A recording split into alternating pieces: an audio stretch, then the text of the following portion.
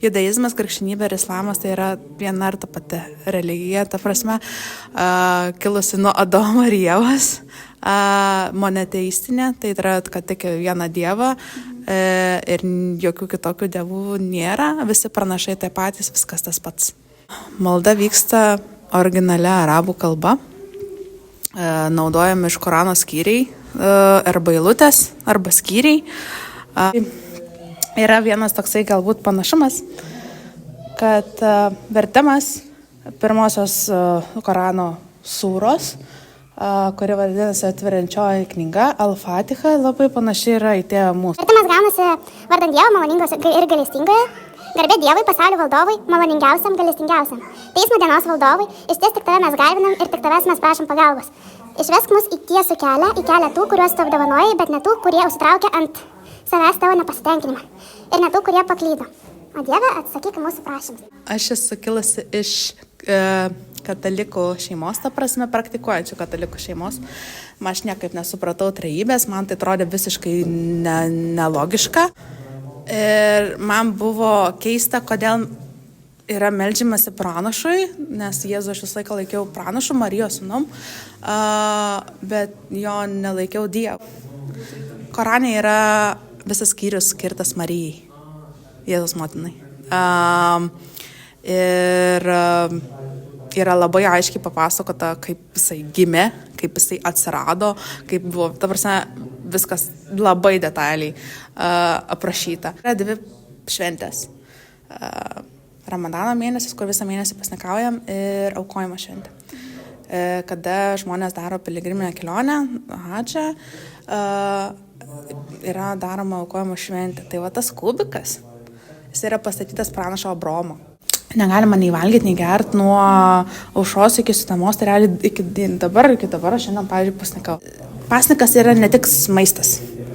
Pasnikas tai yra tavo charakteris, tavo būdas, taip kaip tu elgiesi su mama, su tėčiu, su kaimynais, su klasiokais, su draugais, ta prasme, tu turi elgesį, ta prasme, gerinti laiko.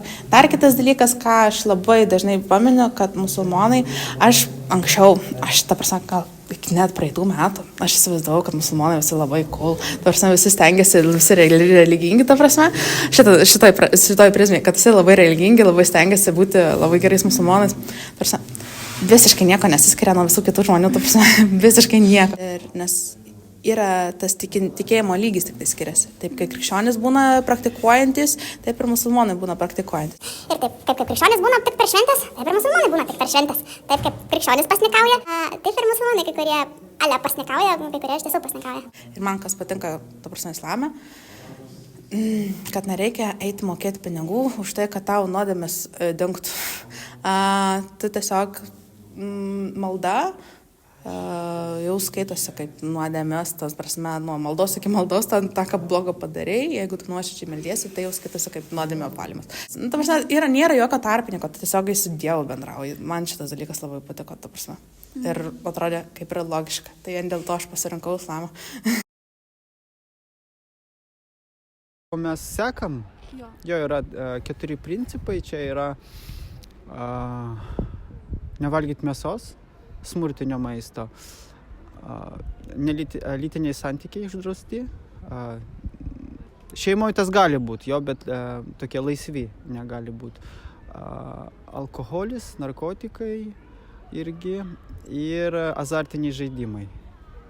Dievas yra vienas, o tik skirtingi keliai eina pas jį, nes kiekvienas tikėjimas, jis kalba apie tą patį savo žodžiais ir yra skirtingi keliai prie Dievo. Galima tokį dalyką pastebėti, kad žmogus kartais gimsta ir jis, vieni žmonės gimsta sėkmingoje šeimoje, kur yra ir pinigų, ir tėvai ten draugiškai susigyvena, ir gal statusas kažkoks yra, ir galima gimti kažkokioj šaly, kur geresnės sąlygos gyvenimui. O galima gimti kažkur Afrikoje, jo, ir ten iš balos gerti ir panašiai gyventi. Tai kas lemia? Ar čia loterėja tiesiog taip, ar už šito kažkas stovi? Ir pas mus kalbama apie tai, kad jeigu žmogus per savo gyvenimą daro dorus darbus, kurie padeda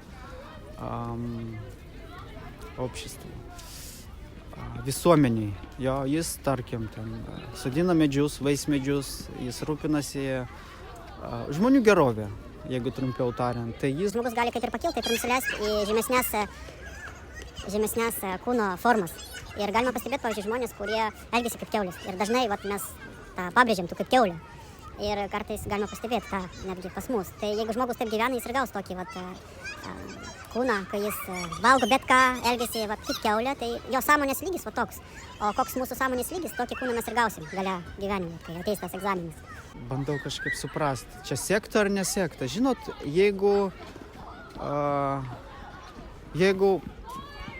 aš gyvenu tarp švarių žmonių, kurie turi kažkokias tai vertybės, kurie eina doros kelių, su kuriais gera, kurie moka atsipalaiduoti be gėrimų, be narkotikų, kurie auga ir padeda ir man, ir kitiems pasaulio gyventojams tobulėti kaip asmenybė. Gerai, aš būsiu tokioj sektoj. Aš būsiu. Nes jeigu... aš matau rezultatą, ką man tai duoda. Ir pagal tai, ką man duoda, galima tada ir spręsti, ar man verta čia būti, ar neverta.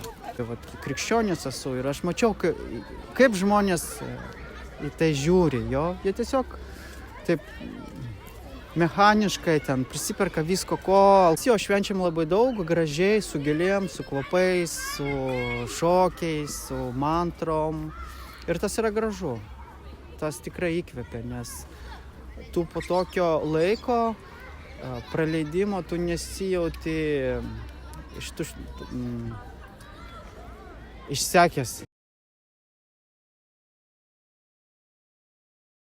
Tai pagrindinis dalykas, kaip ir visose religijose, yra Tora, penkiaknygė, tai yra lietuviškai Biblija. Antras dalykas tai yra Talmudai, Toros komentarai, kur viskas yra surašyta, visi įstatymai ir išminčių knygos. Tai čia yra prigimtinė teisė. Mes jau esame kaip tauta gimę su judaizmu. Mūsų tėvai padaro sandarą, kadangi 8 dieną kūdikis, kai gimsta, daro apipjaustymą, ta kūno dalis yra atiduodama Dievui, tai yra mes tampame iš karto šitą Dievo sūnumis. Iki Naujojo testamento tai yra tas pats beveik viskas. Kiekvienas išminčius jisai traktuoja savaip, gali būti, kad neatitikimų, bet principas Biblijos, tai yra to Senojo testamento, yra tas pats, kas ir Toroje, tai yra penkiaknygė. Sunku pasakyti, žinokit. Tai kiekviena tauta skaito, kad jų religija yra teisingiausia. Pamaldos dabar nevyksta, dabar yra renovacija sinagogos kol kas, bet pavasarį galvojam jau atnaujinti. Penktadienį, šeštadienį, šiandien po pietų prasideda šabatas, bet kadangi nesimeldžiam, tai jau namuose ruošiesi viską, uždegi žvakutės, jau kada tokia prietema prasidės. Tai mes jau tada pradedam, tai aš jau tada nieko negaliu nei kalbėti, nei bendrauti. Tu tik tai gali per šabatą, studijuoti Torą. Torą, Talmudus, tik tai, tą vadinamą judaizmo tiesą. Nei telefonų, nei nieko, tik tai sėdėti, net negalima, į pečių malką sėdėti. Kaimynai lietuviai, nesvarbu, kita taučia ateina ten, pavyzdžiui, maži vaikai, kad nesušaltų, tai jie pakuria, jiems galima, mes šitą dalyką leidžiam. Ir, pavyzdžiui, negalima karvės melžti, negalima vištų maitinti. Tai pirmoji eilė, kada baigėsi šabatas, tai mes einam pamaitinti gyvuliukus, karvę pamelžti, jo vištas ten pašerti viską, paskui patys sėdam valgyti prie stalo. Gydymo įstaigos čia yra išimties tvarka. Yra parašyta, kad jeigu tavo gyvybei gresia pavojus, mirtinas atvejis, tai galima sulaužyti kai kurius šabato įstatymus. O kiek ilgai vyksta tas šabas? Iki rytojaus vakaro, kada, reiškia, danguje pasirodo pirmos 3 žvaigždės. Tai nuo penktadienio vakaro iki... Iki šeštadienio vakaro, taip. Sekmadienis jau prasideda kitą savaitę pas mus. Tai čia kiekvieną taip savaitę? Taip, kiekvieną savaitę. Ir Toroje yra pastraipos 52 arba 54, ne taip, kad 48 savaitės, reiškia, yra kaip, pagal, vadinkim, pasaulietinį kalendorių. Pas mum yra 52-54, tai 2 savaitės atgal. Tai va, tai jeigu yra sutrumpyti metai, tai mes po 2 pastraipos skaitome Toros, kad įsilygintume, reiškia, tas savaitės. Daug gali būti šokas, nes visi iš pasaulio sako, kad katalikai yra krikščionybė. Pavyzdžiui, išsijungia televizorių, žinias, visą sako, krikščionybė rodo katalikų bažnyčią. Jeigu žiūrėti į katalikų bažnyčią ir palyginti su Biblija, jūs nerasite, kad viskas lyginasi. Katalikai pasidarė katekizmą, jie papildomą knygą ir daug netiesos. Netiesa, maldos į Mariją, netiesa, maldos į žmonės, į šventuosius, netiesa, palaiminti sakramentus, tokia netiesa, kad kunigai negali tuoktis, netiesa. Yra daug dalykų, ką katalikai daro su pinigais. Jėzus sakė, mylėk priešus. Jėzus viską mokino, kad daryti atvirkščiai, bet katalikai padarė kariuomenę. Kaip varo demonus? Jo, kaip varo demonus. Nepaslaptis. Ne, Jėzus davė autoritetą, nes Jėzus nugalėjo visus dvasinius priešus. Yra velnias, yra šėtonas, yra mūsų priešas ir jisai turi irgi savo demonus. Kai viskas vyksta, tai mes turim būti krikščionių. Mes, pavyzdžiui, jeigu ateina kažkas su kokia dvasia, mes galim sakyti Jėzus vardu, meldžiamės, ar kokia yra dvasia pasireiškia, reveal yourself, arba galim kažkaip taip sakyti, come out in Jesus' name.